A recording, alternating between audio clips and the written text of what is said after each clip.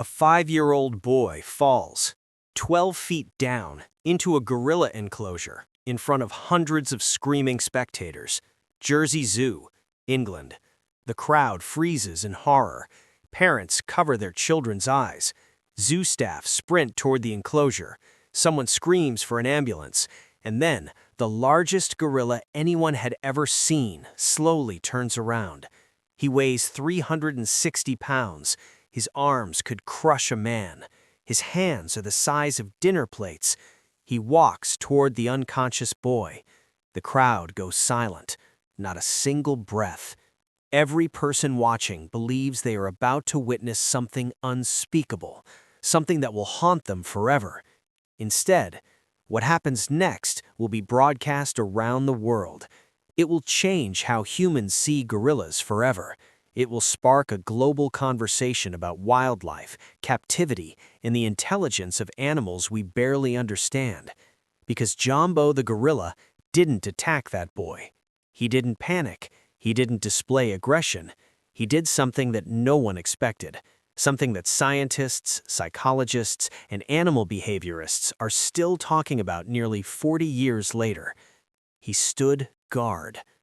This is the story of Jambo, the gorilla who showed the world that strength and gentleness are not opposites, that intelligence exists in forms we rarely take the time to recognize, and that sometimes the most dangerous-looking creature in the room is the safest one to be near. To understand why Jambo's actions were so shocking, you have to understand what the world believed about gorillas in 1986. Gorillas were monsters, not literally, but culturally. In the public imagination, gorillas were dangerous, unpredictable, savage. King Kong had cemented that image in 1933, a giant ape, violent, destructive, terrifying. Hollywood loved the idea of the gorilla as beast, as something primal and threatening. Scientific understanding wasn't much better. Early wildlife researchers described gorilla encounters with fear. They wrote of chest-beating, charging, roaring displays. They interpreted these behaviors as pure aggression. Few researchers had spent meaningful time observing gorillas in the wild. Few had looked past the displays to the complexity underneath. The public believed what they'd been told. Gorillas were dangerous animals, powerful beyond comprehension, not to be trusted. Even in zoos, gorillas were treated as spectacles of raw power. Enclosures were designed like fortresses, thick glass, deep moats, high walls. The message was clear.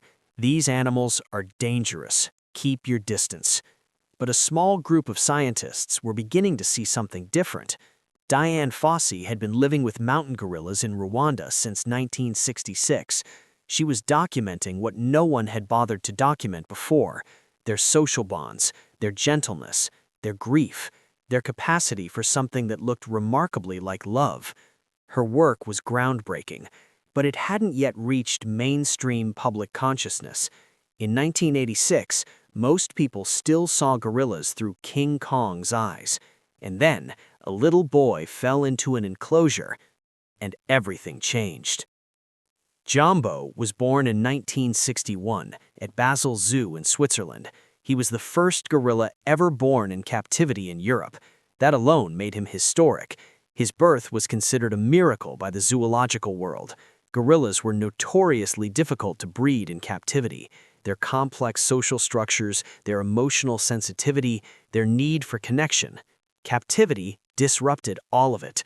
But Jambo arrived. Healthy, strong, a western lowland gorilla with jet-black fur, in the beginnings of the silver saddle that would mark him as a dominant silverback. He grew up under the care of zoologist Jeremy Malenchin at Jersey Zoo, also known as Durrell Wildlife Conservation Trust, founded by naturalist Gerald Durrell. Durrell's philosophy was different from most zoos of the era. His mission wasn't spectacle, it was conservation. He believed zoos existed to protect endangered species, to educate the public, to build genuine relationships between humans and animals. Jambo thrived in that environment. He was moved to Jersey Zoo in 1972. He became the dominant silverback of his group, a family of gorillas that included females and younger males. Staff who worked with Jambo described him in consistent terms: calm, intelligent, watchful, a natural leader, not aggressive without reason, but absolutely commanding in his presence. He was, by every account, an extraordinary animal. Visitors loved him. He had a presence that drew people, something in his eyes, a quality that felt somehow familiar. Jersey Zoo became well known partly because of Jambo. He was the heartbeat of the gorilla group, the gentle giant behind the glass. And on August 31st, 1986, he would become something more. It was a Sunday, late summer. Jersey Zoo was packed with visitors, families, children, tourists. The gorilla enclosure was one of the most popular exhibits. People pressed against the barriers to catch a glimpse of Jambo and his group. Among the crowd was a family, a mother, father, and their 5-year-old son, Levon Merritt. Levon was curious, excited, the way 5-year-olds are at zoos. Everything enormous, everything alive. He climbed up on the enclosure wall to get a better look, and then he fell. 12 feet down, into the gorilla enclosure, onto hard concrete. He landed badly, unconscious immediately, a gash on his head, bleeding. The crowd erupted, screaming, panic. Parents grabbed their children. People backed away from the barriers. Levon's parents were frozen in horror. Zoo staff were alerted immediately. Keepers ran toward the enclosure. An ambulance was called. Inside the enclosure, the gorilla group reacted to the noise and commotion.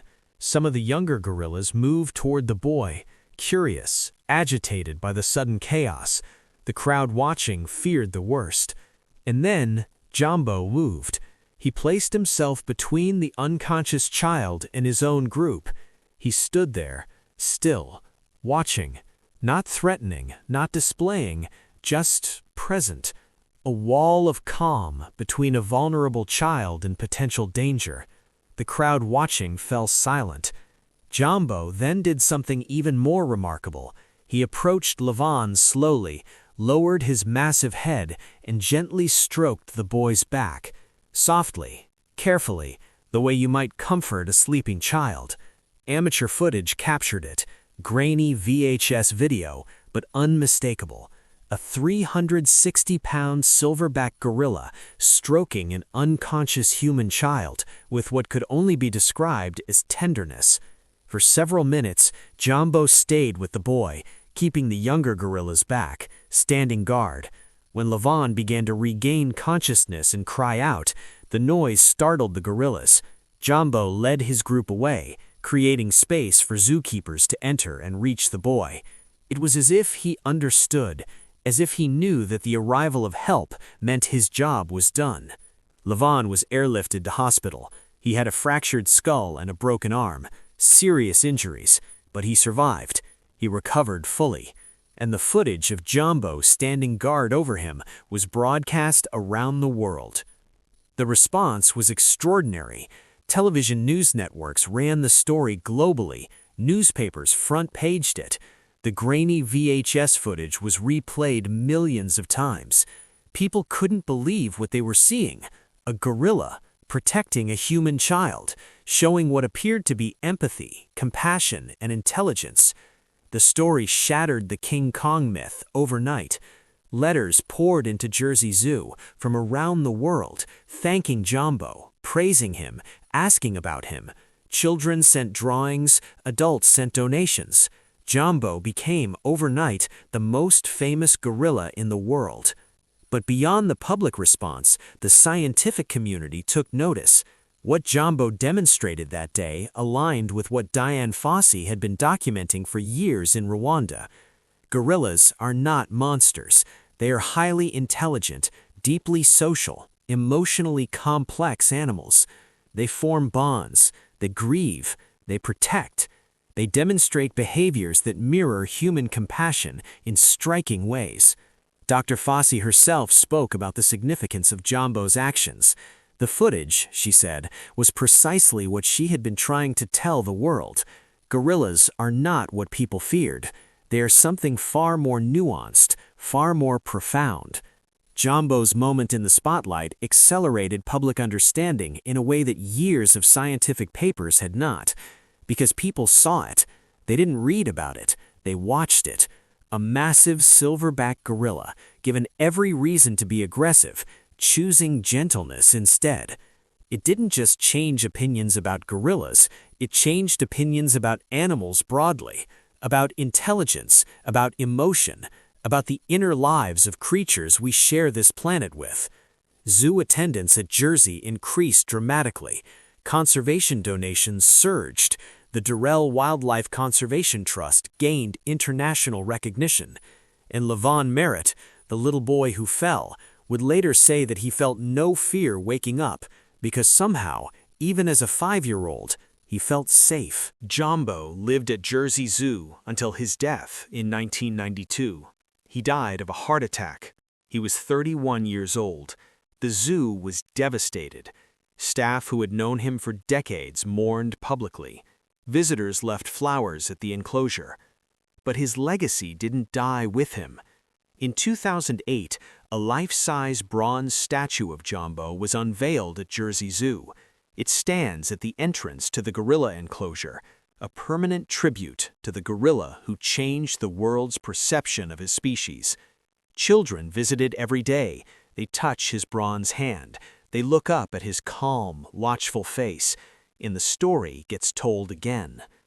But Jambo's legacy runs deeper than a statue. His actions in 1986 are directly linked to shifts in how zoos approach gorilla conservation in public education. The narrative around gorillas changed. Enclosure design changed. The way zookeepers talk to visitors about gorillas changed. Instead of emphasizing danger, zoos began emphasizing complexity, intelligence, social bonds, emotional depth. Jambo made that shift possible. He gave the world a story it couldn't argue with, a visual, undeniable demonstration of gorilla nature. His descendants still live at Jersey Zoo. The gorilla family he led continues. His bloodline carries on. And, in a broader sense, Jambo contributed to a cultural moment that helped drive increased funding and attention toward gorilla conservation. Western lowland gorillas are critically endangered. Their numbers in the wild have declined dramatically due to habitat loss, disease, and poaching. The empathy Jambo generated in 1986 helped build the public will to care, to donate, to advocate, to pay attention. How many people became conservationists because of Jambo's story? How many dollars flowed into protection programs? How many children grew up wanting to protect gorillas because they saw that footage? It's impossible to measure, but it's real. There is something in Jambo's story that resists easy explanation. A wild animal, raised in captivity, facing a chaotic, frightening situation, and choosing calm. Choosing protection, choosing gentleness. Was it instinct? Possibly. Silverbacks protect members of their group. Perhaps Jambo's instinct extended to include this small, helpless creature on his territory. Was it intelligence? Almost certainly. Gorillas are among the most intelligent animals on Earth. They read situations. They make decisions. Jambo's behavior showed clear awareness of the boy's vulnerability. Was it something more? Something we don't have clean scientific language for? That question is worth sitting with, because there is a danger in over-explaining Jambo's actions, in reducing them to pure instinct or cold evolutionary logic. What we saw on that August afternoon in Jersey looked like compassion. It looked like a being recognizing another being's suffering and responding. Not because it was trained to, not because it was rewarded, but because something inside Jambo moved toward that child. We may never fully understand what Jambo felt that day. We may never have the language to describe his inner experience. But we have the footage. We have Levon Merritt, alive, healthy, a grown man now, who fell into a gorilla enclosure at 5 years old and was kept safe by the largest creature in that enclosure. And we have a world that looks at gorillas differently because of it. Not as monsters, not as beasts, but as beings. Complex, intelligent, capable of something that, whatever we call it, looks a lot like kindness. When Levon fell into that enclosure in 1986, he fell into fear. But fear wasn't what found him first. Jambo did. And Jambo stood guard.